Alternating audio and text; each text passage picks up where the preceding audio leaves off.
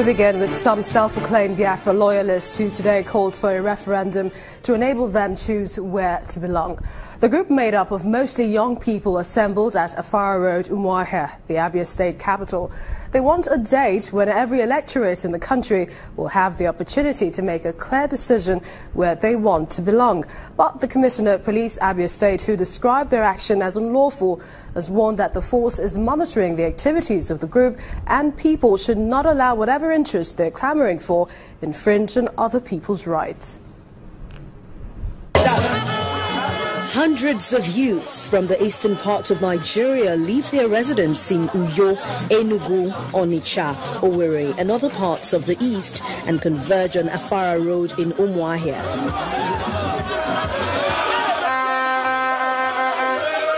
Most of them waving flags and disrupting traffic flow for many hours.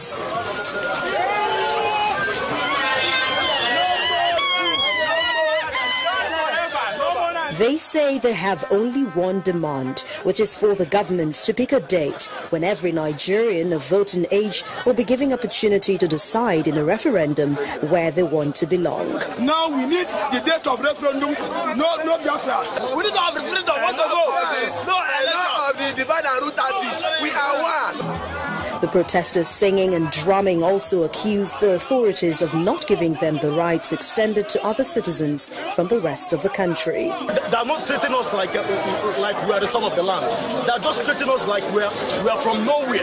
The Nigerian police has warned the protesters to be mindful of the fact that the law of the land does not permit anyone to engage in acts capable of disrupting the peace of the country. So I want to assure all Abians that we should please, even at this time that we see a lot of procession, especially in Umuahia, I want to ask that everybody should be cautious.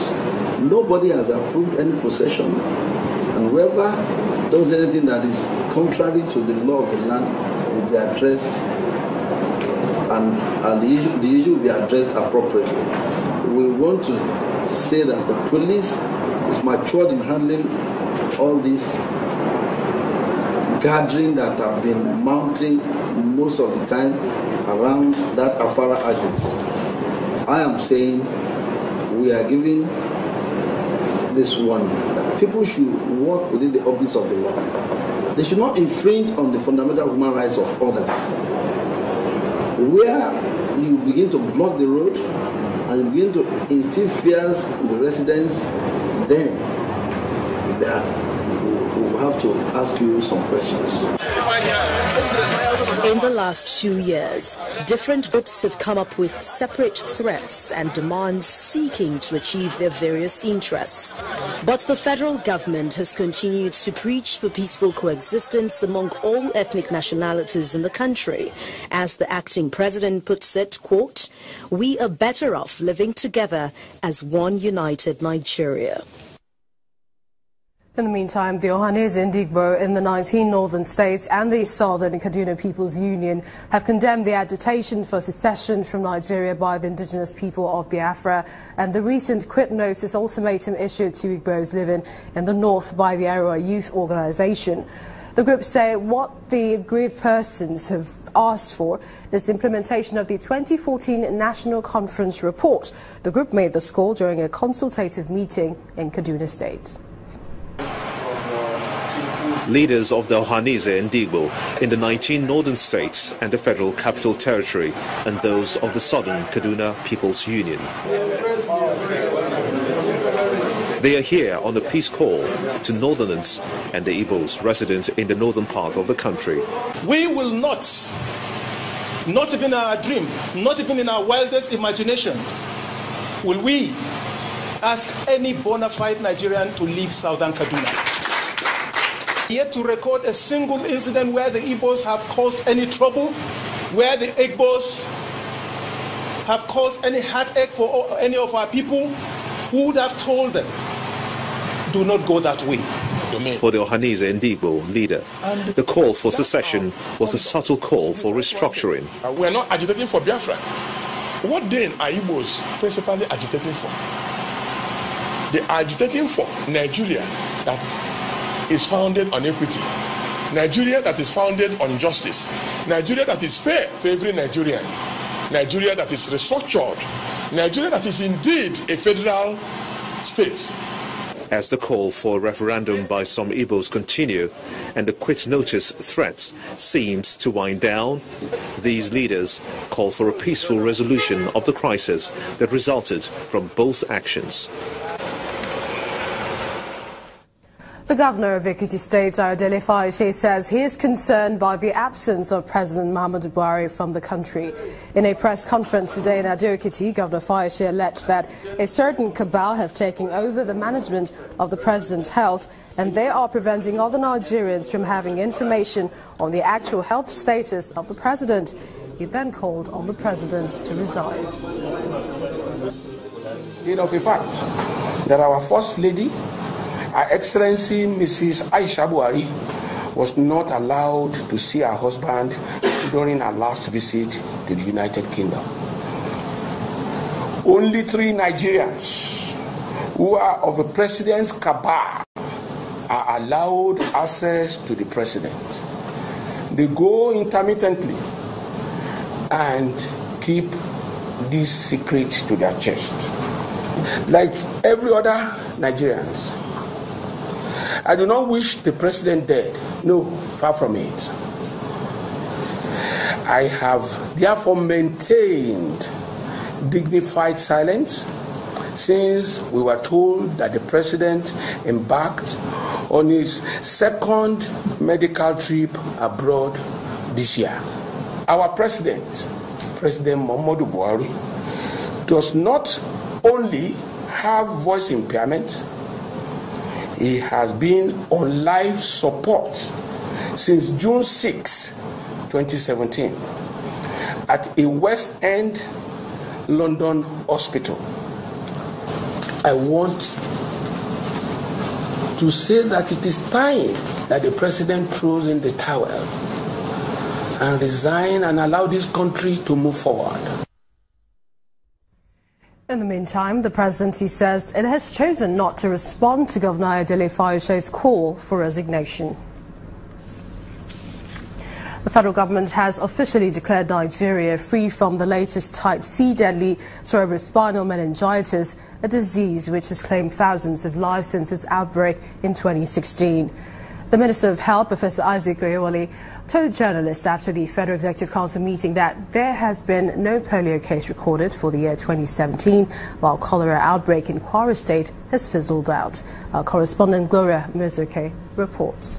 The Federal Executive Council meeting resumed after the holidays with less than the usual number of ministers in attendance as the acting president walks in to kickstart the meeting.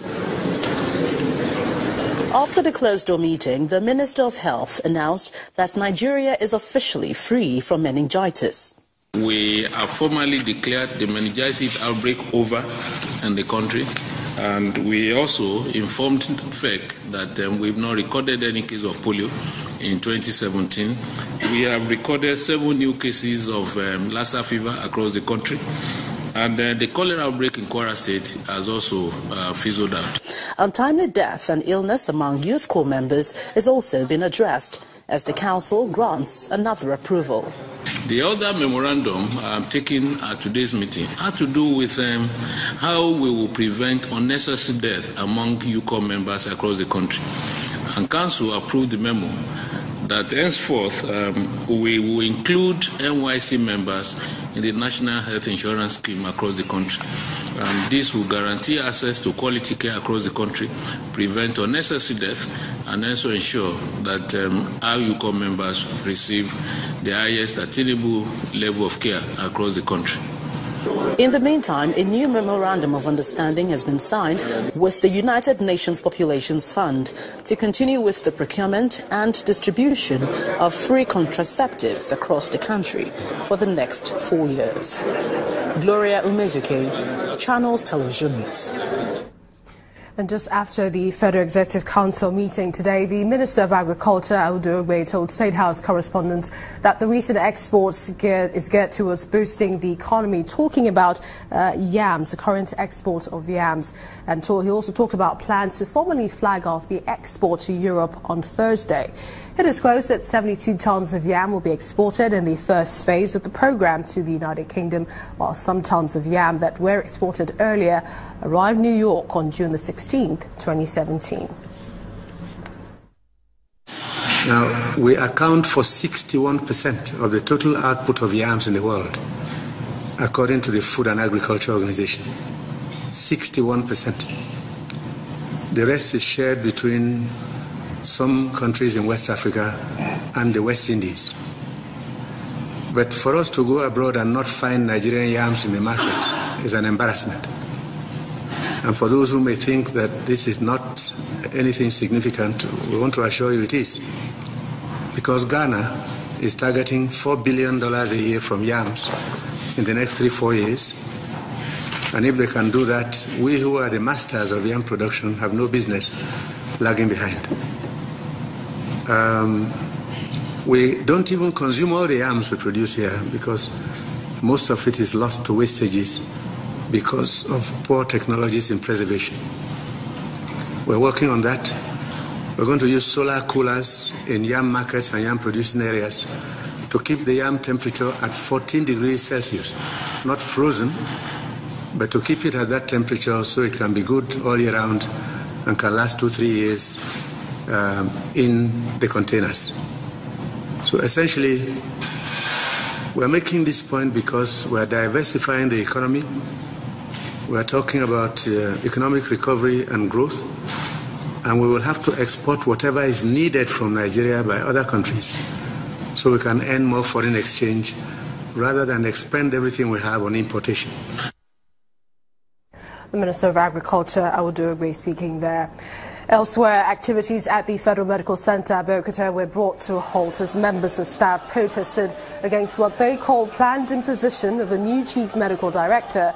The staff and their numbers with various placards say they reject in totality the planned appointment of Professor Abdul Musa from the University of Ilorin Teaching Hospital, who they claim has been penciled down for the job. And associations in the center will not fall for the antics of the ministry in the shambolic and questionable promotion result released to the hospital management as a way of inciting the unions and associations and demotivating our members, while paving way for the imposition of Professor Musa as a sole administrator on the center.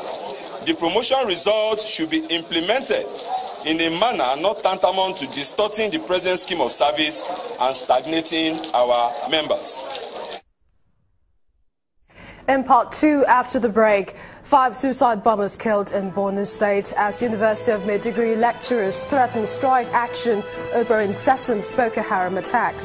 Do stay with us.